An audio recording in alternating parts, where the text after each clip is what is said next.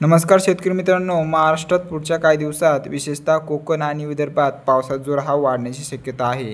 हवामान विभागाचा अंदाज काय सांगतो व कोणत्या जिल्ह्यात काय अलर्ट आहे, संपूर्ण आढावा आपण या व्हिडिओमध्ये घेणार आहोत.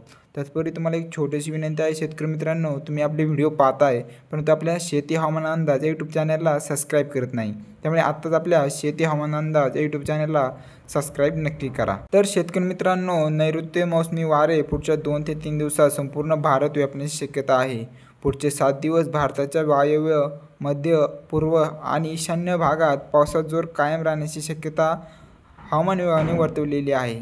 तसंच किनारी प्रदेशातही जोरदार सरींची अपेक्षा आहे.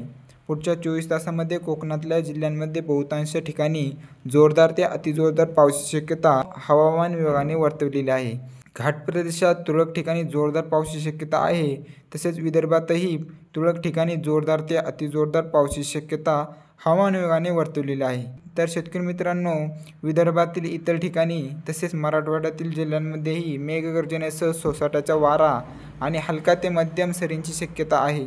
तर शेतकरी मित्रांनो, आज राज्यामध्ये पुणे आणि साताऱ्यातील घाटमाथ्याच्या प्रदेशासाठी ऑरेंज अलर्ट देण्यात आलेला आहे. तर कोकणातील सर्व जिल्ह्यांमध्ये पावसासाठी येलो अलर्ट आणि विदर्भातील जिल्ह्यांमध्ये मेघगर्जनेसह पावसाचा येलो अलर्ट देण्यात आलेला आहे. तसेच इकडे कोकणातील जिल्ह्यांमध्येही येत्या पुढचे 3 ते 4 दिवस पावसाचा जोर कायम राहण्याची शक्यता हवामान विभागाने वर्तवलेली आहे.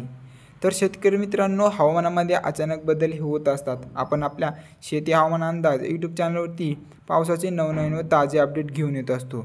त्यामुळे आत्ताच आपल्या शेती हवामान अंदाज यूट्यूब चॅनलला सबस्क्राईब नक्की करा. धन्यवाद.